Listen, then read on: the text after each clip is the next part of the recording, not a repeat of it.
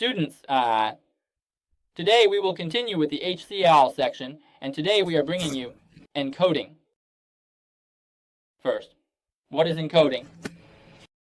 The first is source encoding, okay, which converts the original signal, such as text or images, into digital signals. It converts into a digital signal and then compresses it. For example, converting text information into a binary form of digital signal to facilitate transmission and processing. Hey, so what about channel encoding? Channel encoding is a technique for error correction and reduction. It is used to improve the success rate of channel transmission by adding redundant information to the data. This ensures that the data or signal can be correctly identified and recovered during transmission, thereby reducing the error rate in wireless transmission. Then, without channel encoded signals, communication might fail due to interference or errors. Channel encoding ensures accurate reception by adding extra messages, like check information, etc., and enables the original data to be restored. Although channel encoding improves transmission reliability, it also increases data load and reduces transmission efficiency. For example, 100% of user data might become 120% due to the addition of 20% redundant information, resulting in the actual transmission efficiency dropping to 75% or 80%. Right? Well, it was originally 100%, but because of the 20% increase, the actual transmission efficiency decreases. In Wi-Fi technology, such as the development of Wi-Fi 4, Wi-Fi 5, and Wi-Fi 6, improvements in encoding technology are key to enhancing transmission efficiency and bandwidth. By optimizing encoding methods, transmission efficiency can be increased from 60% to 80%, thereby achieving higher bandwidth and faster speeds. Let's continue to take a look at what modulation and demodulation technology means. In our daily lives, we often encounter modulation and demodulation technology, such as the radio we listen to while driving, like FM with various frequencies. These belong to FM, which is frequency modulation broadcasting, and AM. This type of broadcast, is actually a specific application of modulation and demodulation technology. What is modulation, Hoppy? The language of computers is zeros and ones. That is, digital signals. But if digital signals want to be transmitted, they must rely on some kind of carrier, such as electromagnetic waves or radio waves. However, a simple sine wave cannot transmit or carry information.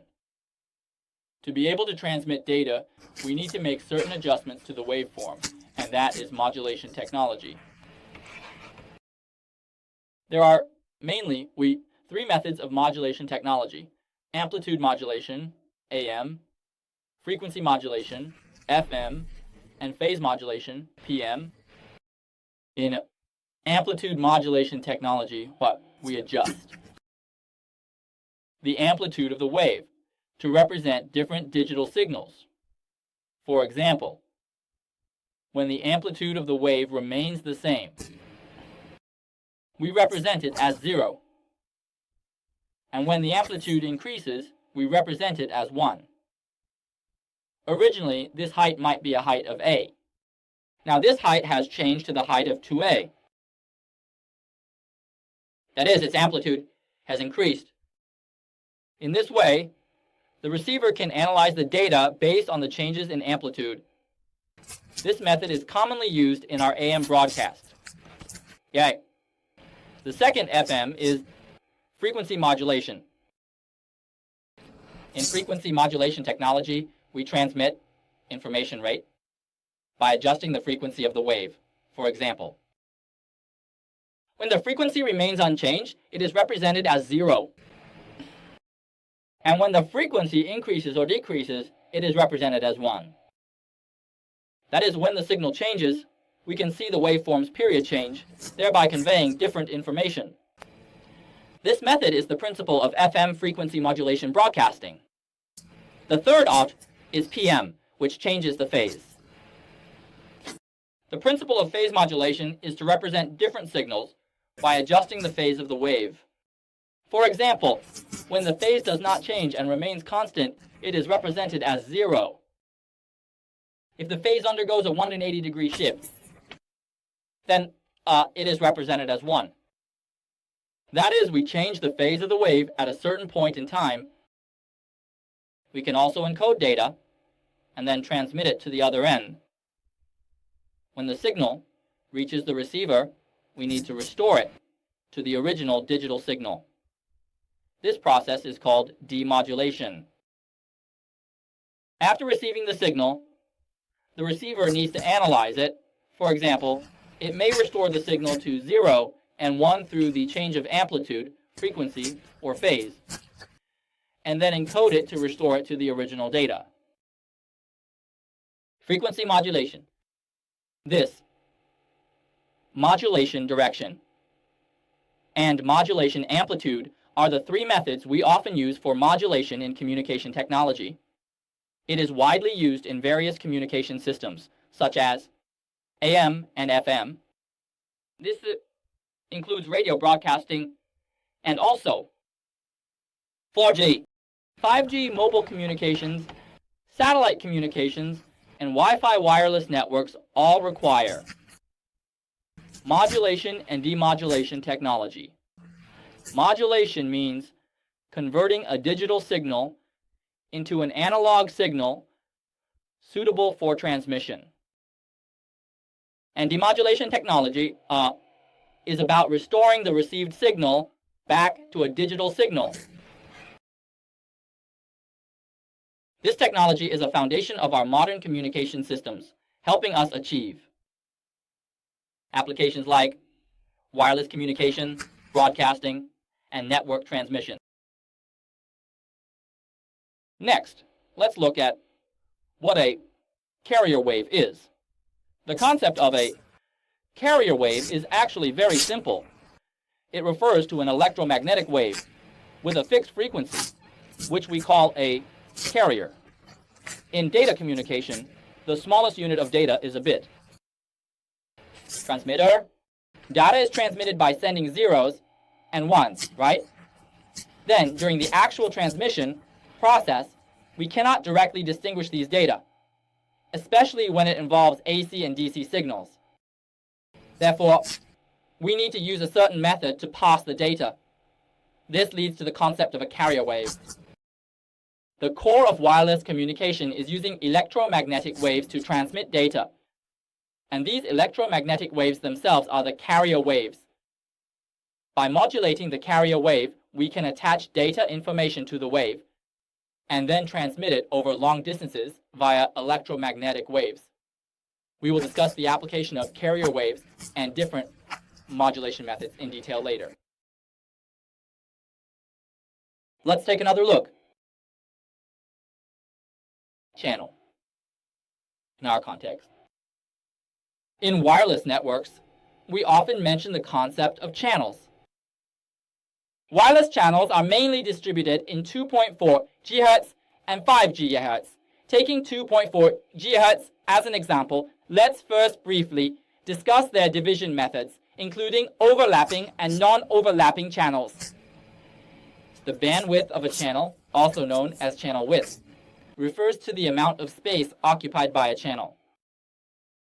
The frequency range is under the 2.4 GHz band. The commonly used channel bandwidth is 20 MHz.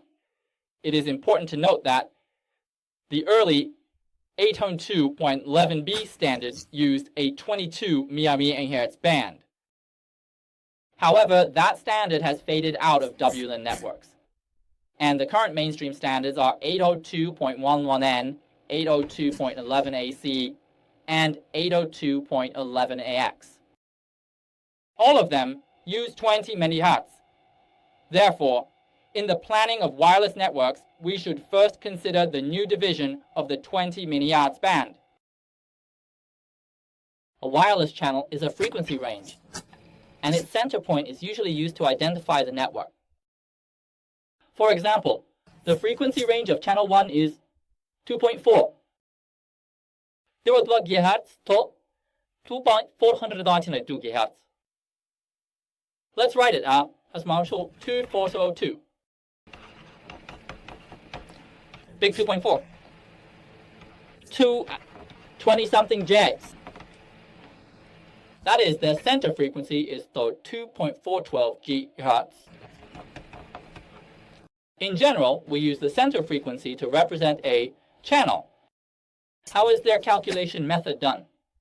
It is adding from the beginning to the end, which is 242 plus 2422 divided by 2, resulting in 21412. 1 Hertz. If converted to megahertz, then it is 2412 megahertz in the 2.4 GHz frequency band.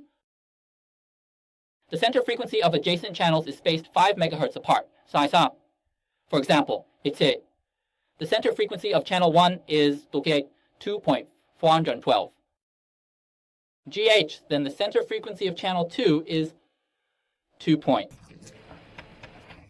megahertz. Since the channel bandwidth is 20 megahertz, and the center frequency of adjacent channels differs by only 5 megahertz, it means their frequency ranges will overlap. This leads to signal interference, and in such cases, it is referred to as overlapping channels. This can affect the stability of the wireless network. To avoid signal interference, fortunately, in the 2.4 GHz band, we typically use our channel 1, 6 and 11 as non-overlapping channels, with their center frequencies being 12, 2437, 2462. The spacing between these channels now is large enough to prevent interference with each other. Therefore, in wireless network planning, these channels are prioritized to enhance network performance. In a wireless network environment, if different devices use adjacent channels to communicate within the same space, signal overlap can occur, leading to interference.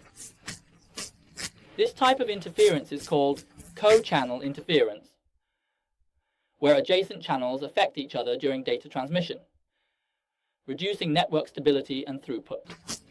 To reduce interference, we usually opt for non-overlapping channels during network planning.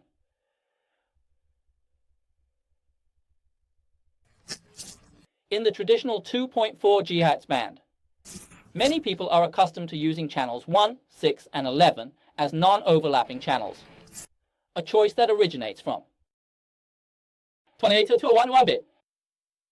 This standard 22 MHz bandwidth, its bandwidth by setting leads to only channels 1, 6, and 11 being completely non-overlapping. However, with the development of wireless network technology, we gradually moved away from 802.11b compatibility and started using narrower channel bandwidths, allowing 1, 5, 9, and 13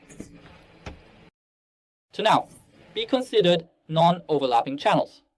This is increasingly applied in high-density deployment scenarios.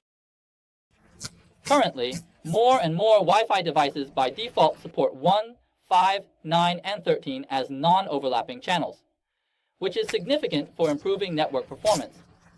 Of course, the specific channel selection for devices still needs to be optimized based on product specifications and network environment. That's all for today's sharing, students.